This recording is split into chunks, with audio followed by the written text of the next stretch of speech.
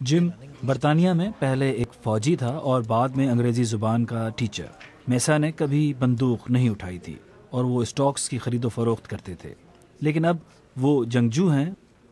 مجھے جس چیز نے اس لڑائی کے لیے متاثر کیا وہ تھی وہ تصویر جس میں دولت اسلامیہ کا ایک شخص ایک عورت کا کٹا ہوا سر اٹھائے کھڑا تھا۔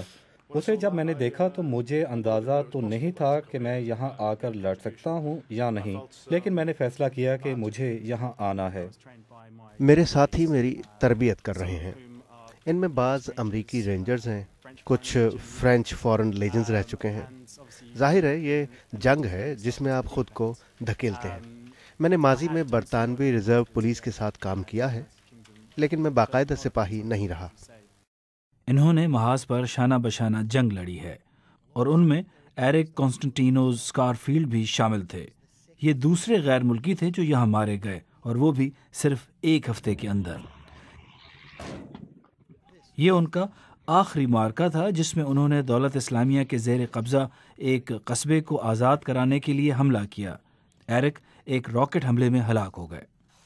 یہ حقیقت کہ انہوں نے اپنے آپ کو اس صورتحال سے دوچار کیا ہے، یہ بتاتی ہے کہ وہ کس طرح کے بہادر انسان تھے۔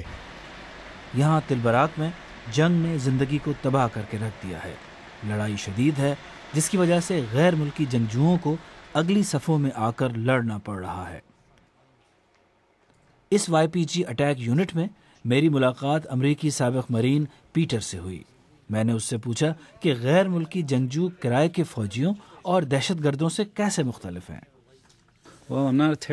میں دہشت گرد نہیں، میں نے بچوں کو نہیں مارا، میں نے کسی خاتون کو غلام نہیں بنایا اور میں نے کسی معصوم کو قتل نہیں کیا، تو میں دہشت گرد بالکل نہیں۔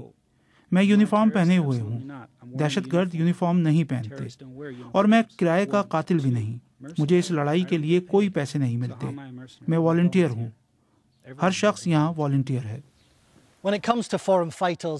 جہاں تک یہاں تلبریک یا پورے شام میں غیر ملکی جنگجوؤں کا تعلق ہے تو دولت اسلامیہ کے پاس ان کی تعداد بہت زیادہ ہے۔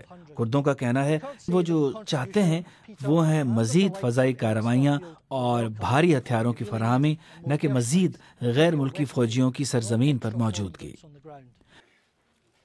دنیا میں غیر ملکیوں کے لیے شام سے زیادہ خطرناک مقامات کم ہی ہوں گے، خاص طور پر ان کے لیے جو دولت اسلامیہ کے خلاف لڑ رہے ہیں۔